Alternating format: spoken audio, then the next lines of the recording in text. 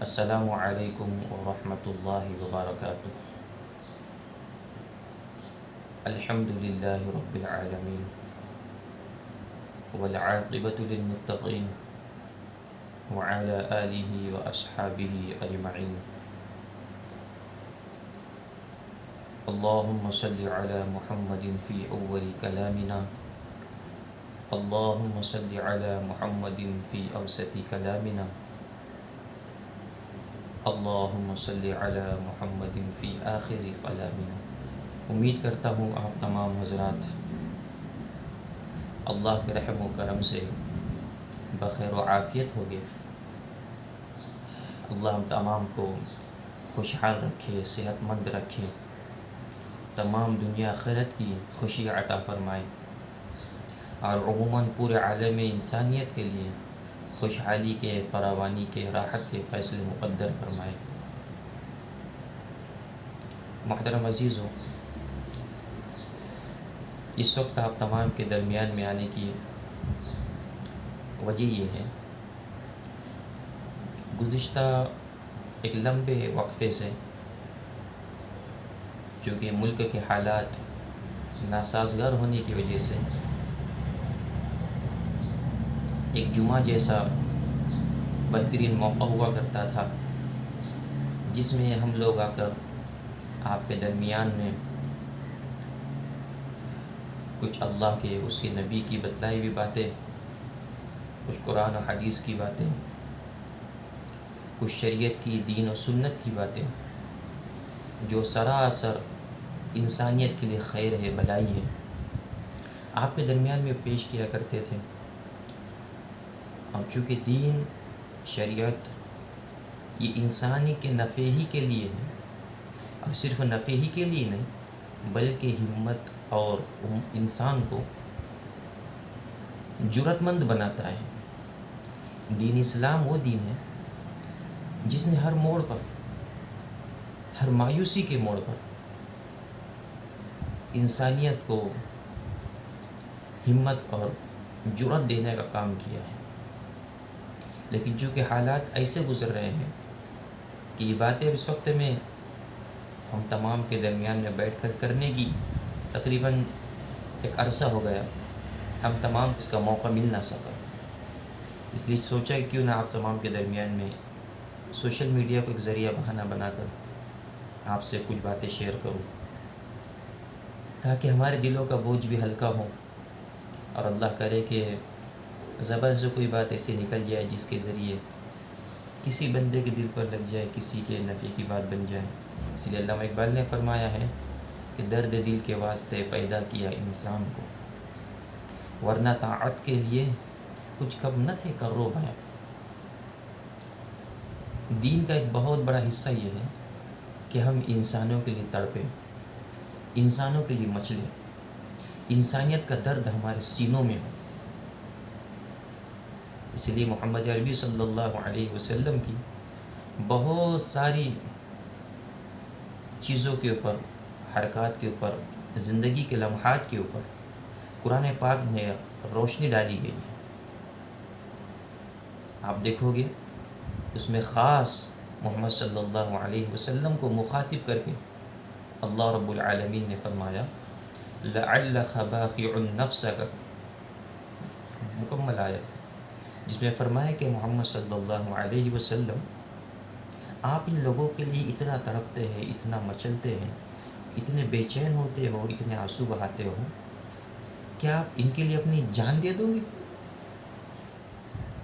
قرآن میں اللہ پاک نے اپنے حبیب صلی اللہ علیہ وسلم کو تسلی دی ہے انسانوں کے لیے تڑپنے پر، اور یہ ہمارے نبی صلی اللہ علیہ وسلم کی بہت بڑی سنت ہے کہ انسانیت کے لیے تڑپنا، مچلنا، انسانیت کے غم کو اپنے سینوں میں لے کر جینا، اپنے غم کو لے کر جینا، اپنے پیٹ کو لے کر فکر مند ہونا، یہ تو کوئی کمال کی انسانیت کی بات نہیں ہے۔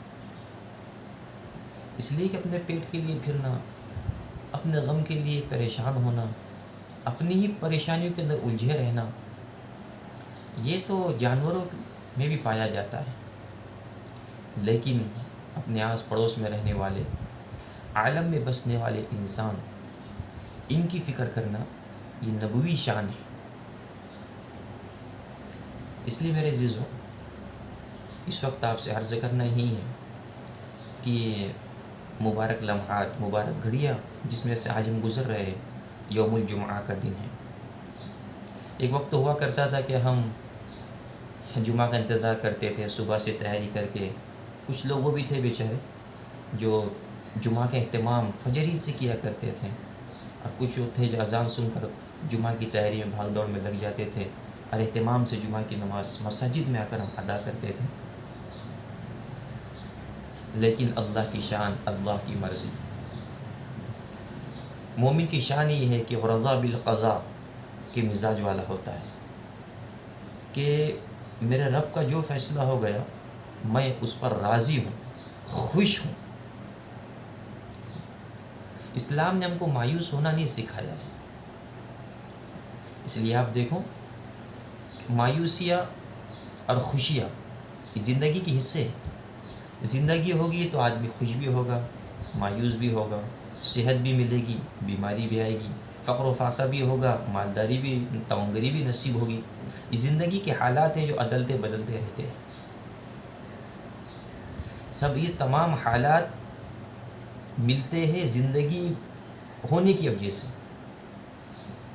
ان حالات کے اندر ہمارے نبی صلی اللہ علیہ وسلم نے ہم کو ان حالات سے نپٹنے کا طریقے بھی سکھلائے ہیں کہ پریشانی آئے گی تو کیا کیا جائے، پریشانیوں سے کیسے نمٹا جائے، بیماری آئے گی تو بیماریوں سے کیسے نمٹا جائے، فقر فاقہ آ گئے تو کیسے نمٹا جائے۔ یہ سب زندگی کے حالات ہیں، الگ الگ الگ۔ اور اگر زندگی نہ رہے، زندگی یہاں سے چلے جائے تو کیا کیا جائے؟ قربان جاؤ محمد عربی صلی اللہ علیہ وسلم کی تعلیمات پر۔ اور محمد صلی اللہ علیہ وسلم کی باتیں اپنی اتنی ہوتی، والنجم اذا ہوا ما ضل صاحبكم وما غوى ما ينطق عن الهوى۔ سورہ نجم میں اللہ تبارک و تعالی نے ستاروں کی قسم کھا کر یہ بات فرمائی ہے کہ قسم ہے ستاروں کی کہ محمد صلی اللہ علیہ وسلم جو کچھ بھی اپنی زبان سے نکالتے ہیں وہ ان کی نفس کر دل کی باتیں نہیں ہوا کرتی، وہ تو ان کی زبان سے وہی بات نکلتی ہے جو بات اللہ کی طرف سے ان کو کہنے کا حکم دیا جاتا ہے۔ اس لیے بات کو ہم اچھی طرح سمجھ لیں کہ محمد عربی صلی اللہ علیہ وسلم نے جو جو باتیں ہمیں بتلائی ہیں وہ ان کی اپنی طرف سے نہیں، وہ اللہ کی طرف سے وہی ہوتی ہے۔ تو میرے عزیزو، پریشانی میں کیسے نمٹا جائے، خوشی میں کیسے نمٹا جائے، ان تمام جو چیزیں ملتی ہے، ساتھ تمام چیزیں، ان تمام کے اوپر جو سب سے بڑی چیز زندگی ہی ہاتھ سے چلے جائے تو کیسے نمٹنا ہے، اس کی رہبری، اس پر بھی محمد صلی اللہ علیہ وسلم نے اہل ایمان کو بشارت سنائی، مایوس نہیں کیا۔ تم مر گئے تو مایوس ہو گئے کہ نہ، بیمار ہو گئے تو ڈرنے کی بات کہ نہ، بیماری بھی مسلمان کے لیے اللہ کی رحمت ہے، فقر فاقہ بھی مسلمان کے لیے اللہ کی رحمت ہے۔ اس لیے ہم نے بارہا سنا ہے کتابوں کے اندر، پڑھنے والوں نے پڑھا ہے کہ فقر آ گیا، غریبی آ گئی تو کہنے لگا کہ اوہو، میرے گھر میں ایسا مہمان آیا جو اللہ کی ولیوں کے وہاں جاتا ہے، آج میرے گھر میں آ گیا۔ ہاں، اس لیے خوشخبری سنائی۔ موت آ گئی تو دنیا والے کرے گے، واویلا کرے گا، ایک فطری چیز ہے، جان کا چلا جانے پر آدمی کو افسوس ہوگا، غمگین ہوگا انسان۔ لیکن میرے عزیزو، مسلمان کے لیے اس میں بھی بشارتیں ہیں۔ اس لیے ہمارے نبی صلی اللہ علیہ وسلم کی حدیث ہے، یسر ولا تعسر، بشر ولا تنفر، کہ آسانیاں پیدا کرو، دشواریاں پیدا مت کرو، اور خوشخبریاں سناؤ۔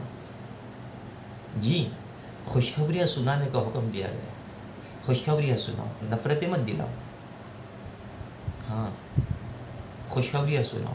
اس لیے ہمارے نبی صلی اللہ علیہ وسلم نے ہر موڑ پر، ہر حال میں امت کو خوشخبریاں سنائی ہیں۔ اسی لیے صحابہ کرام رضی اللہ عنہم اجمعین کا وہ مزاج بنا تھا دشمن نے پیٹ میں نیزہ بھی مارا، اتڑیاں پھٹ کر باہر نکل گئی، اور زندگی کے آخری لمحات ہے، اب زندگی ختم ہونے والی ہے، اور گھر کا سارا سام زندگی اجڑتی ہوئی نظر آ رہی ہے، بیوی بیوہ ہوتی ہوئی سمجھ میں آ رہی ہے، بچے یتیم ہو جائے گی سمجھ میں آ رہا ہے، لیکن زبان کے بولے نکل رہے ہیں فزت ورب الکعبہ، کہ رب کعبہ کی قسم میں تو کامیاب ہو گیا۔ لو، یہ مزاج ہے ایمان والوں کا، یہ مزاج ہے مسلمان کا۔ اللہ کرے کہ ہمارا بھی وہی مزاج بن جائے کہ ہم حالات میں سے، ناگواریوں میں سے خوشگواری کے پہلو کو تلاش کریں۔ بیماریوں میں کتنے وعدے کی گئے، یہ جو جس حال سے اس وقت میں پوری امت گزر رہی، خصوصاً ملک ہندوستان کا ہر انسان گزر رہا ہے۔ ایک وبائی بیماری چلی تھی، اس وبائی بیماری پر بہت کچھ کھیل کھیلا گیا جو بھی ہوا، لیکن اس وقت ہمارے سامنے اس کو وبائی بیماری ہی کا ایک تصور دیا جا رہا ہے۔ مان لیا جائے اگر وبائی بیماری ہے بھی، تو ڈرنے کی، گھبرانے کی، مایوس ہونے کی، غمگین ہونے کی، اپنے آپ کو گھروں میں قید کر کر ایک جس طرح ایک پنجرے میں پرندہ قید ہو جاتا ہے، اس طریقے سے اپنے آپ کو قید کر لینے کی ضرورت نہیں ہے، اس لیے کہ مسلمان ڈرنے والا نہیں ہوتا۔ میری اس بات کو پازیٹیو ہو کر سننا، نگیٹیو ہو کر سنے تو نقصان ہوگا۔ پازیٹیوٹی بہت ضروری ہے، مثبت سوچ بنانا ہے اپنی۔ اسلام نے ہم کو ہر موڑ پر مثبت سوچنے کا رہبری فرمائی ہے کہ نگیٹیو میں سے پازیٹیو نکالا جائے، یہ مسلمان کی شان ہے۔ کچھ لوگ ایسے مزاج والے ہوتے ہیں جو پازیٹیو میں سے نگیٹیو نکالتے ہیں، اور کچھ وہ ہوتے ہیں، اس لیے اللہ والوں کو معمول ہے کہ ہر نگیٹیو میں سے پازیٹیو نکالتے ہیں، کہ ہر اندھیرے میں سے اجالے کو تلاش کرنا، ہر کھوٹ میں سے خوبی کو نکالنا، ہر خرابی میں سے بھلائی کو تلاش کرنا۔ میں بات کر رہا تھا کہ ہم ڈر کر اور خوف زدہ ہو کر نہ جیے۔ ہمارے سامنے اس وقت کے اندر وہ حدیثیں ہونا چاہیے جن حدیثوں میں ہمارے نبی صلی اللہ علیہ وسلم نے ہم کو موت آنے پر خوشخبریاں سنائی ہیں۔ ایک جگہ تو یہاں تک فرمایا کہ موت ایک پل ہے، ایک بریج ہے، بندے کو اپنے رب سے ملانے والا۔ جیسے ایک عاشق اور معشوق، ان دونوں کے درمیان ملنے کے لیے جو حائل ہو گیا، درمیان میں پل آ گیا، تو وہ پل تو عاشق کو معشوق کے ملانے کا بہت بہترین ذریعہ ہے۔ اس لیے حضرت معاذ بن جبل رضی اللہ عنہ کے بارے میں آتا ہے کہ جب طاعون کی بیماری میں مبتلا ہو گئے، وبائی بیماری ہے، مبتلا ہونے کے بعد اس کے علامات ظاہر ہوئے، اس کے سمٹمز ظاہر ہوئے، بدن پر پھوڑا نکل آیا۔ اس کے علامات کے جب پھوڑا نکل آیا تو 2-4 دن کے اندر بندہ دنیا سے رخصت ہو جائے گا۔ جب یہ بیماری کے اثرات حضرت معاذ بن جبل رضی اللہ عنہ کے بدن پر ظاہر ہوئے، اس پھوڑے کو چوما کرتے تھے، چومتے تھے، اور فرمایا کرتے تھے کہ تیرا آنا بڑا مبارک ہے کہ تو مجھ کو اپنے معبود سے ملا دے گی۔ یہ بدن کے پھوڑے کو مخاطب کر کے فرمایا کرتے تھے کہ تیرا آنا بہت مبارک ہے، تو مجھ کو میرے اللہ سے ملا دے گی۔ مومن تو میرے عزیزو اپنے رب سے ملنے کو بے چین اور بےتاب ہوتا ہے۔ میرے کہنے کا مطلب ہرگز یہ مت نکالنا کہ میں آپ سے کہہ رہا ہوں کہ آپ نادانوں کی طرح بازاروں میں، بھیڑ کے علاقوں میں، دواخانوں میں بغیر ماسک، بغیر پروٹیکشن کے پھرتے پھرو، یہ نہیں کہہ رہا ہوں میں۔ جن علاقوں میں احتیاط ضروری ہے وہاں پر میں احتیاط کرے گی، ان جگہوں پر جانے سے بچے گی۔ بحالت مجبوری ان جگہوں پر جانا ہی پڑے تو ان جگہوں پر اپنے بدن کی اور بتلائی ہوئی قوانین کی پابندی کے ساتھ جائے گی، لیکن احتیاط کے نام پر توکل کو بھول جائے۔ جہاں محمد عربی صلی اللہ علیہ وسلم نے احتیاط کرنا سکھایا ہے، جہاں دین اور شریعت نے ہم کو احتیاط کا حکم دیا، وہاں دین اور شریعت نے ہم کو رب پر توکل کرنا بھی سکھایا ہے۔ کہ آسمانوں کی ایک طاقت ہے جس کے کنٹرول میں کائنات کا ذرہ ذرہ ہے. ہماری میڈیسین، ہمارے ماسک، ہمارے گولیاں، ہمارے سلائنز، ہمارے انجیکشنز، یہ سب مخلوق ہے، مٹی کے ڈھیر سے زیادہ ان کی قیمت نہیں ہے. ہم اس بات کو سمجھیں. ہمارے احتیاط، ان کی حیثیت مٹی کے ذرے کے برابر نہیں ہے.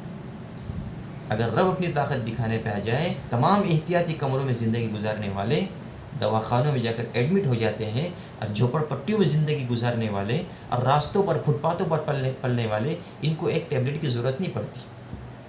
حشاش بشاش زندگی ان کی ہے ابھی بھی. اس بات کو سمجھنا ہے. احتیاط الگ چیز ہے، ڈر خوف الگ چیز ہے. ہم کو احتیاط کرنا ہے، ڈرنا نہیں ہے. اس بات کو ہم سمجھیں، ڈرنا نہیں ہے. مسلمان نڈر ہوتا ہے، دلیر ہوتا ہے، بہادر ہوتا ہے. اس لیے ہمارے نبی صلی اللہ علیہ وسلم نے ہم کو سمجھایا کہ اللہ کو اپنی بہادری بتاؤ، چاہے سانپ اور بچھو کے مارنے کے ذریعے ہی کیوں نہ ہو. ہاں، اللہ کو کیا بتاؤ؟ اللہ کو اپنی بہادری بتاؤ. لیکن پھر ایک بات عرض کروں گا، بہادری کا مطلب یہ نہیں ہے کہ آپ بھیڑ کے علاقوں میں، ایسی علاقوں میں جہاں پر ایک دوسرے کی زیادہ گردی ہونے سے پھر واپس بیماری میں مبتلا ہونے کا اندیشہ ہو، ایسی علاقوں میں آپ بغیر کسی احتیاط کے چلے جائیں. لیکن احتیاط کا مطلب یہ بھی نہ ہے کہ اپنے ساتھیوں سے، متعلقین سے، تعلق والوں سے ملنا جلنا ہی چھوڑ دو، اپنے آپ کو کمروں میں قید کر لو. یہ بھی احتیاط کا مطلب نہیں ہے. اس لیے قرآن پاک میں اللہ نے اس امت کو، دوسرے پارے کی ابتدائی سطریں ہیں جس میں اللہ نے فرمایا کہ یہ امت وسطہ ہے. وسطہ کا مطلب مفسرین نے بیان فرمایا، بہت سارے مطالب ہیں. ایک مطلب یہ ہے کہ ہم درمیان کی چال چلنے والے ہیں، ایک دم ہائی درجے میں بھی نہیں اور ایک دم لو درجے میں بھی نہیں. اتنا احتیاط کر لیا کہ اپنے آپ کو کمروں میں بند کر لیا، ساتھیوں سے، متعلقین سے، دوست احباب سے ملاقات ختم کر دی. یا پھر یہ کہ اتنے نیڈر ہو گئے کہ بازاروں میں، چوراہوں پر بس گپ شپ چالو ہے.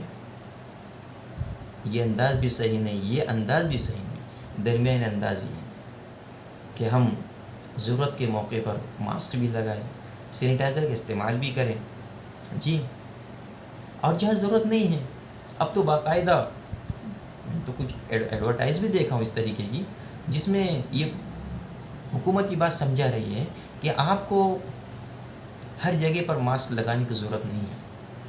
ہاں، بازار میں چلے گئے، جب بھیڑ کا علاقہ وہاں ماسک لگائیے.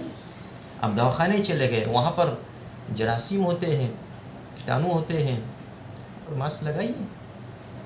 لیکن ہم گلی محلے میں چل رہے ہیں، صبح کی تازی ہوا کھانا صحت کے لیے مفید ہے. کچھ بیچارے اتنے خوف زدہ ہیں کہ صبح صبح کی تازی ہوا کھانے کے لیے نکلتے لیکن منہ پر ماسک لگا ہوا ہے. اور ایک بات میں یہ اپنی طرف سے عرض کر رہا ہوں، چاہے کہ اس پر ایگری ہو نہ ہو، اس کا حق ہے اس کو آبجیکشن اٹھائے. لیکن میں یہ کہہ رہا ہوں کہ یہ جو آپ کے ناک اور منہ کے راستے سے باہر آنے والا کاربن ڈائی آکسائڈ جسے کہا جاتا ہے، جو انسان کی صحت کے لیے مضر، نقصان دہ ہوتا ہے، جس کا اللہ نظام ایسے بنایا کہ بندہ سانس کے ذریعے اس کو باہر چھوڑتا ہے. اب صبح سویرے جب ہم باہر نکلے صبح کی تازی ہوا اندر لینے کے لیے، اور بدن کا زہریلا اثر جو سانپ اور بچھو کی غذا ہے جس سے وہ پلتے ہیں، یہ درخت یہ ہماری کاربن ڈائی آکسائڈ کو جذب کر لیتے ہیں. لیکن ہم منہ پر ماسک لگانے کے ہم اتنے عادی ہو گئے، اور پھیلے ہوئے وائرس کے نام پر ہم اتنے خوف زدہ ہو گئے کہ وہ زہر کو ہم باہر چھوڑنے کے بجائے وہ ماسک کے ذریعے سے واپس اپنی باڈی ہی کے اندر لے رہے ہیں. ہاں، جن علاقوں میں یہ وبا پھیلی، کچھ دنوں میں، کچھ ہفتوں میں، کچھ مہینوں میں ختم ہو کر وہ علاقے دوبارہ اپنی ترتیب پر آ گئے ہیں. ان کے بازار برابر چل رہے ہیں، ان کی عبادت گاہیں برابر چل رہی ہیں. ہم نے اتنا اپنے اوپر خوف کو سوار کر لیا کہ ہم اب تک بھی اپنی زندگی کو دوبارہ اس ترتیب پر لانے کے لیے تیار نہیں ہیں. میرا کہنے کا ہرگز مطلب یہ نہیں کہ آپ حکومت کے قانون کی پرواہ مت کرو، ہرگز یہ مطلب نہیں کہ حکومت کے قانون کا پالن نہ کرو. بے شک حکومتی قوانین کا پالن کرنا ہے. اس لیے ہمارے علماء فرماتے ہیں کہ حکومت کا پالن نہ کرو گے حکومت کا قانون توڑو گے تو جیل میں جانا پڑے گا، اور شریعت کو چھوڑو گے تو جہنم میں جانا پڑے گا۔ دین اسلام کا مزاج یہ ہے، شریعت کا مزاج یہ ہے کہ نہ تم جیل میں جاؤ نہ جہنم میں جاؤ، نہ قانون کو توڑو نہ شریعت کو چھوڑو۔ یہ شریعت کا مزاج ہے۔ اس لیے درمیانی راستہ ہے کہ جہاں پر ہم کو ان قوانین کی پابندی کرنا ہے وہاں پر ہم پابندی کریں، جہاں پر اس سے بچنا ہے ان چیزوں سے ہم بچیں، لیکن اس کا مطلب یہ نہیں کہ ہم اپنے آپ کو گھروں میں قید کر لیں۔ ایک گزارش کروں گا یہ کہ اپنے آپ کو رات میں جلدی سلانے کا عادی بنائیں، اور دوسری بڑی گزارش، صبح جلدی اٹھانے کا اپنے آپ کو عادی بنائیں۔ صبح آپ کو کون سے وائرس مل رہی ہے؟ آپ فجر بعد نکل جاؤ باہر، بغیر ماسک کے آپ چلنا پھرنا شروع کرو، کون سی گردی، کون سی بھیڑ، کچھ بھی نہیں ملے گی۔ صبح کی تازی ہوا آپ کے بدن کو ملے گی، صبح کی تازی سورج کی کرنیں آپ کو بدن کو ملے گی، جو بہت بڑی بیماریوں کا علاج ہے۔ یہ دو چیزوں سے ہم محروم ہیں۔ ہم جب باہر نکلتے ہیں اس وقت کے اندر دھوپ میں تیزابی آ جاتی ہے، لوگ چلنا پھرنا شروع کر دیتے ہیں، پھر صبح جب باہر قدم نکلا تو پہلا قدم ماسک کے ساتھ ہی نکلا، تو صبح کی تازی ہوا سے محروم ہو گئے، صبح کی تازی کرنے سے محروم ہو گئے۔ یہی نیچرلی چیزیں ہیں، قدرتی چیزیں ہیں، قدرتی انعامات کا دنیا کی کوئی طاقت برابر نہیں کر سکتی۔ دنیا کی تمام میڈیسن ایک طرف اور صبح کی تازی کرنیں ایک طرف، دنیا کی تمام میڈیسن ایک طرف، صبح کی تازی ہوا لینا ایک طرف۔ اس بات کو سمجھیں، اپنے آپ کو صبح اٹھنے کا عادی بنائیں، اور صبح جلدی اٹھنا جب ہی پاسبل ہوگا تب جب ہم رات کو جلدی سونے کے عادی بنیں گے۔ اور یہ ساری رہبری ہم کو دین اسلام نے دی ہے۔ اللہ کرے کہ ہم دین اسلام کو صحیح انداز سے پہچاننے والے، صحیح پڑھنے والے اور صحیح اس پر عمل کرنے والے بنے۔ اس لیے تمام حضرات سے جو بھی اس بات کو میری سنیں گے، اگر اچھی لگے تو قبول کر لینا، اور اچھی نہیں لگے تو پاگل کی باتیں سمجھ کے چھوڑ دے۔ پوری انسانیت کے لیے حق میں ہم دعا بھی کریں۔ جتنے ہمارے درمیان سے ان 6 مہینوں کے درمیان اللہ کو پیارے ہو گئے، ان کے حق میں اللہ سے دعائیں بھی فرمائیں، اللہ ان کو بہترین بدلہ عطا فرمائے۔ ہمارے نبی نے تو خوشخبری سنائی ہے کہ ایسے وبائی امراض کے دور میں کوئی بندہ مومن دنیا سے چلا جائے، موت کا لقمہ بن جائے، بھلے ہی اس کو بیماری نہ ہوئی ہو، لیکن پھر بھی محمد عربی صلی اللہ علیہ وسلم کے لائے اسلام اور دین پر میں قربان جاؤں، وہ خوشخبریاں سنائی ہے کہ اس کو بھی شہید کا درجہ ملے گا۔ وہ بیمار نہیں ہوا تھا، نیچرلی موت مرا ہے، اٹیک آ گیا، رات کو سویا تو اٹھ نہیں پایا، انتقال ہو گیا، ڈائبٹیز کا مطلب شوگر سے مر گیا، اس کو بیماری نہیں ہوئی، دوسری بیماری سے مر گیا، لیکن چونکہ اس بیماری کے درمیان میں موت آئی تو ہمارے نبی صلی اللہ علیہ وسلم نے اس کو بھی خوشخبری سنائی، شہادت کی۔ اس لیے میرے عزیزوں، ہم کو ڈرنے کی، گھبرانے کی اور مایوس ہونے کی ہرگز ضرورت نہیں۔ ہم اللہ کی ذات سے پر امید تھے، ہم اللہ کی ذات سے پر امید ہے، اور ہم اللہ کی ذات سے پر امید رہے گی۔ نہ پچھلے زمانے میں ڈرے تھے، نہ ابھی ڈر رہے ہیں، اور نہ ہی آئندہ ڈرے گی۔ ہم ہمت کے ساتھ جیتے تھے، ہمت کے ساتھ جی رہے ہیں، اور ہمت ہی کے ساتھ جیتے رہے گی۔ ڈرنا نہیں ہے، احتیاط ضرور کرنا ہے، لیکن اپنے آپ کو گھروں میں قید کر لینا، گھٹن میں، اس لیے کہا خالی دماغ شیطان کا گھر۔ جب آپ اکیلے تنہا رہو گے تو تنہائی کے اندر شیطان آ کر پھر آپ کو نگیٹو سوچ پر مجبور کرے گا، اور نگیٹو سوچ آپ کو پھر واپس ڈپریشن میں لے کر جائے گی۔ اس سے ہم کو نکلنا ہے۔ ہم ملاقاتیں کریں، دوستوں سے ملے، کم از کم فون کے اوپر۔ وہ ایک وقت تھا تب ہم نے خود نے احتیاط کی، احتیاط کرنے کے لیے بستی والوں کو، مسجد میں آنے والوں کو مسجد میں آنے سے منع کیا ہم نے۔ وہ وقت تھا، لیکن اب وقت نہیں رہا۔ الحمدللہ دنیا اپنی واپس اسی روٹین پر آ چکی ہے۔ کمپنیاں چل رہی ہیں، کمپنی میں روزانہ 50 لوگ کام کر رہے ہیں، کوئی مسئلہ نہیں ہے۔ بازار چل رہے ہیں، ہزاروں کی تعداد میں لوگ جمع ہو رہے ہیں، خرید و فروخت ہو رہی ہے، بزنس کاروبار چل رہے ہیں، کوئی مسئلہ نہیں ہے۔ لیکن ہم اتنے خوف زدہ ہو چکے ہیں۔ میرا اس ویڈیو بنانے کا مقصد یہ ہے کہ ہم خوف سے نکلیں، اللہ سے دعاؤں کا اہتمام بھی کریں۔ وہ حضرات جو دنیا سے چلے گئے ہیں، ان کے اہل خانہ کے لیے، ان کی فیملیز کے لیے ہم دعا کریں، اللہ ان کو ہمت دے، قوت دے، طاقت دے، ان کو ان غم میں سے اللہ عافیت کے ساتھ نکالے۔ بے شک ایک گھر کا بڑا سہارا چلا جانا کوئی معمولی، میرے لیے کہنا بہت آسان، لیکن جنوں کے گھر کے سہارے اٹھے ہیں ان کو پتہ ہے کہ کیا بیت رہی ہوگی۔ یہ تو احساس کرنے والا احساس کرے گا کیا بیت رہی ہوگی۔ میں یہ نہیں کہہ رہا ہوں کہ بہت ہلکی چیز ہوئی انتقال ہو گیا، نہیں، بہت غم کے پہاڑ ٹوٹے ہیں، جن پر ٹوٹے ہیں ان کو پتہ ہے۔ ہم ان کے لیے کم از کم ہاتھ اٹھا کے رب کی بارگاہ میں دعا تو کر سکتے ہیں، اللہ ان کے اہل خانہ کو بہترین بدلہ بھی دے، صبر دے، ہمت دے، قوت دے، اور جو چلے گئے ان کو بہترین بدلہ دیں، شہادت کا مقام اللہ ان کو عطا فرمائے۔ ہم جو جی رہے ہیں، جس وقت میں دواخانوں میں بیچارے ہاسپٹل میں ایڈمٹ ہیں، ان کے لیے ہم دعا کریں۔ آج جمعہ کی مبارک گھڑی ان کے لیے دعا کریں کہ اللہ ان کو صحت تندرستی دے، عافیت کے ساتھ جلد از جلد صحت یابی عطا فرمائے۔ اور بڑا حق یہ ہے کہ ہم اپنے دوست احباب متعلقین کے نیت کے ساتھ کچھ صدقہ روزانہ دیں، 2-5 روپیہ ہی صحیح، کہ اللہ فلاں دوست بیمار ہے، اس کی صحت مندی کے لیے 2 روپیہ، فلاں بھائی بیمار ہے، اس کی صحت مندی کے لیے 5 روپیہ۔ میں نہیں کہتا ہوں ہزاروں روپیہ خرچہ کرو، آپ 2-5 روپیہ ہی صدقہ کرو۔ اخلاص سے دیا ہوا صدقہ اگرچہ کھجور کی گٹھلی کے برابر بھی ہوں، وہ اللہ کے یہاں قبول ہوتا ہے، شرط اخلاص کی۔ اس لیے اللہ کو راضی کرنے کے جذبے کے ساتھ، اللہ کو منانے کے جذبے کے ساتھ کچھ ہم روزانہ صدقہ بھی دیں، دعاؤں کا اہتمام کریں۔ خصوصاً آج مبارک دن، جمعہ کا دن ہے، دن کے اندر جو ہمارے نبی صلی اللہ علیہ وسلم نے ہم کو اعمال بتلائے، ایک بڑا عمل، اس کے اندر محمد عربی صلی اللہ علیہ وسلم پر درود شریف کا بھیجنا، کثرت درود شریف کا اہتمام کریں۔ جو بھی درود شریف نہیں یاد ہے، کم از کم صلی اللہ علیہ وسلم اتنا تو پڑھ سکتے ہر مسلمان، چلتے پھرتے ہی صحیح۔ بہتر یہ ہے کہ اگر موقع ہے 10 منٹ آپ یکسوئی میں 2 زانوں بیٹھو، قبلہ رخ ہوگا، یہ تصور کرو کہ فرشتہ میرا درود شریف کو روزے اطہر پر لے جا کر محمد عربی صلی اللہ علیہ وسلم کی خدمت میں پیش کرے گا، میرے نام کے ساتھ، میرے باپ کے نام کے ساتھ، کہ محمد صلی اللہ علیہ وسلم آپ کا فلاں امتی جس کے باپ کا نام یہ ہے، اس نے آپ کو درود ہدیے میں بھیجا ہے۔ ہم سب کا عقیدہ ہے کہ محمد صلی اللہ علیہ وسلم اپنے روزے میں حیات ہیں،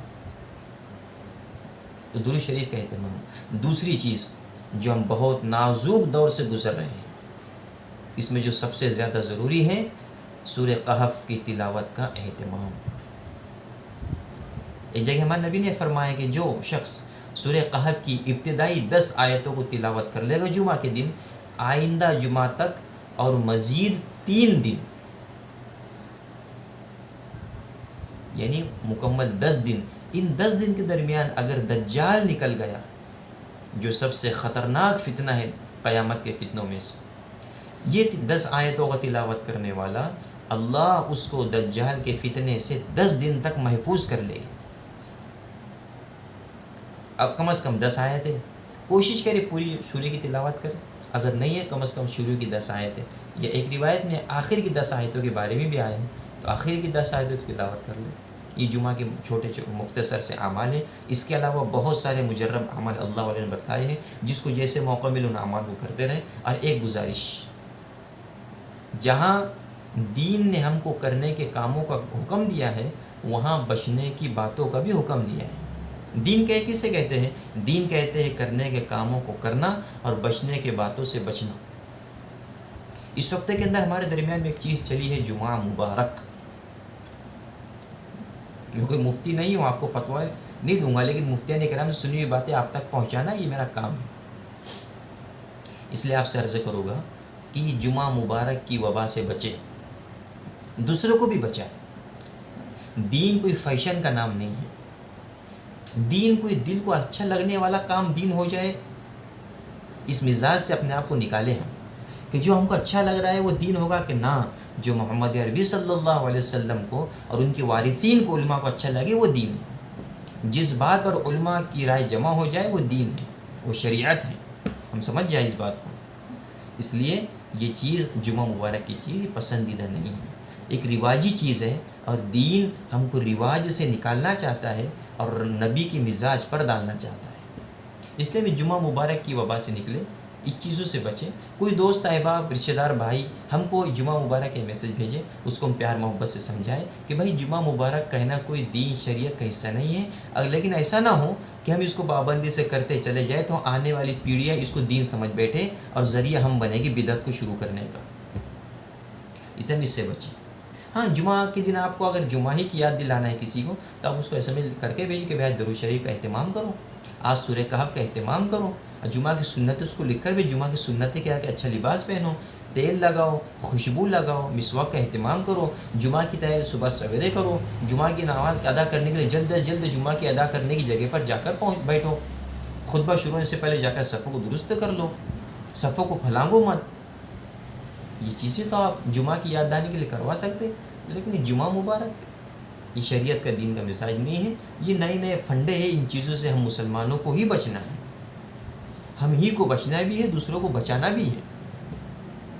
اللہ ہم تمام کو عمل کی توفیق عطا فرمائے. اس مبارک گھڑیوں کی برکت سے اللہ خصوصاً اس ملک کے انسانوں کو اس وبا سے نجات عطا فرمائے، اور پوری انسانیت کو میرے جو جس حال میں پریشانی کے اندر ہے اللہ ہم تمام کو ان پریشانیوں سے نجات عطا فرمائے. السلام علیکم ورحمۃ اللہ وبرکاتہ.